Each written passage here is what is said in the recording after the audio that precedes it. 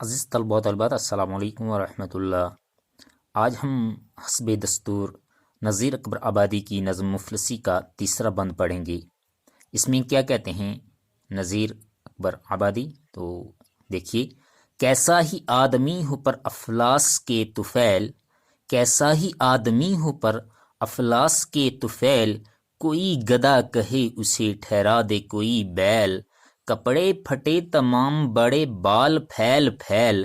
کپڑے پھٹے تمام بڑے بال پھیل پھیل، منہ خشک دانت زرد بدن پر جمع ہے میل، سب شکل قیدیوں کی بناتی ہے مفلسی۔ تو اس بند میں مفلسی کی کون کون سی خرابیاں بیان کی گئی ہیں، تو آئیے ہم اس پر روشنی ڈالتے ہیں۔ تو کیسا ہی آدمی ہو، یعنی کیسا ہی آدمی ہو، چاہے وہ چھوٹا ہو بڑا ہو، ہے نی، تو کیا ہوتا ہے کہ پر افلاس کے طفیل، طفیل افلاس کہتے ہیں غربتوں کو، تو طفیل کہتے ہیں کی وجہ سے، یعنی غربت کی وجہ سے، یعنی کیسا ہی آدمی ہو، جب اس پر غربت کے حالات آ جاتے ہیں، غربت کی وجہ سے کیا ہوتا ہے، کوئی گدھا کہے اسے، اسے کوئی گدھا کہتا ہے، کوئی اسے گدھا کہتا ہے، ٹھہرا دے کوئی بیل، اور کوئی اس کو بیل کہہ دیتا ہے۔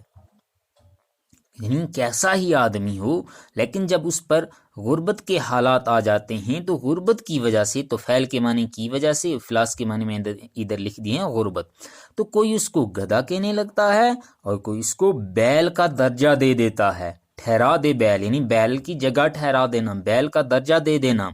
کیا ہوتی ہے اس کی کنڈیشن؟ کپڑے پھٹے تمام بڑے بال پھیل پھیل، اس کے سارے کپڑے جو ہیں وہ پھٹے ہوئے ہوتے ہیں، یعنی کپڑوں پر پیوند لگائے ہوتے ہیں، کپڑے پھٹے تمام، اس کے کپڑے تمام پھٹے ہوئے، بڑے بال، اس کے بال جو ہیں وہ بڑے بڑے ہوتے ہیں، پھیل پھیل، یعنی وہ پھیلے ہوئے ہوتے ہیں ادھر ادھر، یعنی ایک تو اس کے کپڑے پھٹے ہوئے ہوتے ہیں، نمبر 2 اس کے بال بڑے ہوتے ہیں، نمبر 3 اس کے بالوں میں کنگھی وغیرہ کر کے اچھے طریقے سے نہیں رکھے ہوتے، بلکہ وہ بال جو ہیں اس کے ادھر ادھر پھیلے ہوئے ہوتے ہیں۔ ہم دیکھتے ہیں کہ جو مزدور آدمی ہے اس کے پاس پہننے کے لیے اچھے کپڑے بھی نہیں ہوتے اور اس کے کپڑے پھٹے رہتے ہیں، اس کو جو ہے ہر روز جو ہے اپنے بالوں کو سنوارنے کا ٹائم بھی نہیں ملتا ہے، تو نتیجتاً اس کے بال ادھر ادھر پھیلے ہوئے ہوتے ہیں، اور اسے وقت بھی نہیں ملتا ہے کہ وہ ہفتے میں یا کبھی جو ہے وہ جائے حجام کے پاس ہو اپنے بالوں کی کٹنگ کروائے، تو اس طریقے سے اس کے بال بڑے بھی ہوتے ہیں اور اس کے بال ادھر ادھر پھیلے ہوئے بھی ہوتے ہیں۔ منہ خشک دانت زرد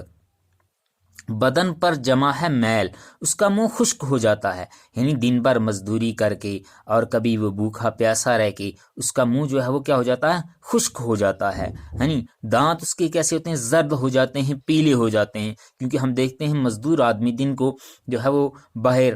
سڑک پر کام کرتا ہے، کھیتوں میں کام کرتا ہے، وہ دھول اٹھتی ہے، وہ دھول اس کے دانتوں پر بیٹھ جاتی ہے، اس طریقے سے اس کے دانت پیلے ہو جاتے ہیں، زرد ہو جاتے ہیں، اور کیا ہوتا ہے، بدن پر جمع ہے میل، اور یہی جو دھول مٹی وغیرہ واپس اس کے بدن پر پڑتی ہے تو اس کے بدن پر کیا ہے میل جم جاتی ہے۔ سب شکل قیدیوں کی بناتی ہے مفلسی، یعنی یہ جو شکل بن جاتی ہے اس کی، بال بڑھ جاتے ہیں، بال پھیل جاتے ہیں، کپڑے پھٹے ہوتے ہیں، تو ایسا لگتا ہے اس کو دیکھ کے جیسے کوئی قیدی ہے، کسی قید خانے میں ہے، کسی جیل کے بیچ میں ہے، تو کہتا ہے کہ جو مفلسی ہے وہ انسان کی ساری شکل جو ہے وہ قیدیوں جیسی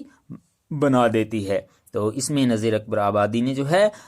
وہ مفلسی کی خرابیاں بیان کی ہیں، اور مفلس آدمی کی سارے حالات بیان کر کے، اور اس آخر والے مصرے میں کہتا ہے، بند کے اس آخری مصرے میں، کہ بھائی جو مفلسی ہے وہ انسان کی شکل قیدیوں کی سی بنا دیتی ہے۔ جزاک اللہ۔